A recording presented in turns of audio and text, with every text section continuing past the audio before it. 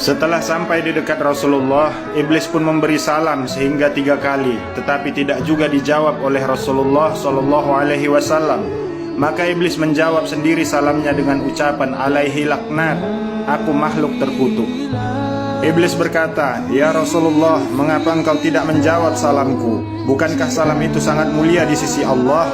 Maka jawab Nabi dengan marah, hai musuh Allah, kepadaku engkau ingin menunjukkan kebaikan? Janganlah mencoba menipuku sebagaimana kau tipu Nabi Adam alaihissalam sehingga keluar dari surga. Habil mati teraniaya dibunuh Kabil dengan sebab hasutanmu. Nabi Ayub engkau tiup dengan asap beracun ketika sedang sujud kepada Allah sehingga dia sengsara beberapa lama. Nabi Daud dengan perempuan Uria. Nabi Sulaiman meninggalkan kerajaannya karena engkau menyamar sebagai istrinya, dan begitu juga beberapa anbiya dan pendeta yang telah menanggung sengsara akibat hasutanmu. Hai iblis, sebenarnya salam itu sangat mulia di sisi Allah Azza wa Jalla. Hanya salammu saja yang aku tidak hendak menjawabnya karena diharamkan Allah. Aku sangat mengenalmu, engkau iblis, raja segala iblis, syaitan dan jin yang menyamar diri. Apa kehendakmu datang menemuiku? Iblis pun ketakutan dan berkata, ya Nabi Allah, janganlah engkau marah, karena engkau adalah khatamul anbiya, maka dapat mengenaliku. Kedatanganku karena diperintah Allah untuk memberitahu segala tipu dayaku terhadap umatmu dari zaman Nabi Adam hingga akhir zaman.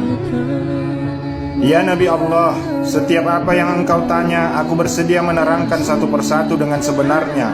Tiadalah aku berani menyembunyikannya. Maka iblis pun bersumpah menyebut nama Allah dan berkata, ya Rasulullah, sekiranya aku berdusta sepatah kata pun, niscaya hancur leburlah badanku menjadi abu. Mendengar sumpah iblis itu, Nabi pun tersenyum dan berkata dalam hatinya, inilah satu peluangku untuk mensiasati segala perbuatannya, agar didengar oleh sekalian sahabat yang ada di majelis ini dan menjadi perisai kepada seluruh umatku.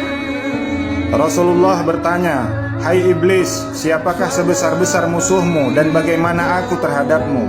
Jawab iblis, ya Nabi Allah, engkaulah musuhku yang paling besar di antara segala musuhku di muka bumi ini.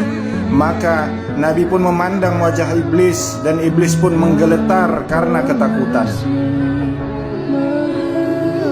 Sambung iblis, ya khatamul anbiya, adapun aku dapat merubah diri seperti sekalian manusia, binatang, dan lainnya hingga rupa dan suara tidak berbeda, kecuali dirimu saja yang tidak dapat aku tiru karena dicegah oleh Allah. Kiranya aku menyerupai dirimu, maka terbakarlah diriku menjadi abu. Rasulullah bertanya lagi, hai iblis, bagaimana perbuatanmu kepada makhluk Allah? Iblis berkata, adalah satu kemajuan perempuan yang meregangkan kedua pahanya kepada laki-laki yang bukan suaminya, membuka setengahnya hingga mengeluarkan benih yang salah sifatnya. Aku goda semua manusia supaya meninggalkan sholat, berbuat durhaka, dan aku lalaikan mereka dengan harta benda emas, perak, permata, rumahnya, tanahnya, ladangnya, supaya hasilnya dibelanjakan ke jalan yang haram. Demikian juga ketika pesta yang bercampur antara lelaki dan perempuan.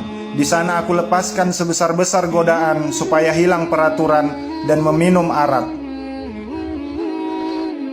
Apabila terminum arak itu, maka hilanglah akal, fikiran dan malunya. Lalu aku ulurkan tali cinta antar keduanya dan terbukalah beberapa pintu maksiat yang besar. Aku bisikkan perasaan hasad, dengki hingga kepada pekerjaan jinah.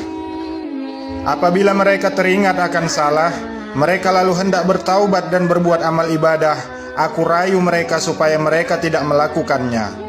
Bertambah keras aku goda supaya mereka melakukan maksiat dan mengambil istri orang.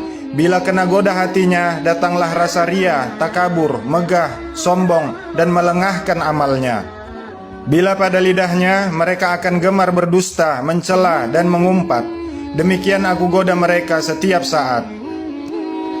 Rasulullah bertanya lagi, hai iblis, Mengapa engkau bersusah payah melakukan pekerjaan yang tidak mendatangkan faedah, bahkan menambah laknat yang besar serta siksa yang besar di neraka yang paling bawah?